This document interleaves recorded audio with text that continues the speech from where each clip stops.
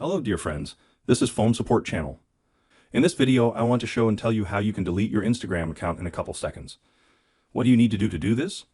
To do this, you go to your Instagram. Now here you click on your profile.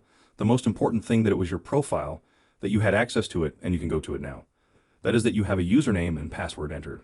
You have entered your profile. Now here you click three bars. Then click Setting and Private. Now here we select the item, Account Center, then click Personal Details, Account Ownership and Control, Deactivation or Deletion. Select here the account that interests us. Here we now select Delete Account and we can read what is meant by Delete Account. Click on the button, Continue. Now here we choose the reason why we want to delete the account. I choose the reason, click Continue. Once again click Continue. Now enter the password from our account, click Continue, and then our Instagram account is deleted. As you can see, this is a very simple and quick way.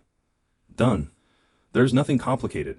If you like this video, put likes and subscribe to the channel. And also watch other useful videos on the channel. Bye bye. That was Phone Support.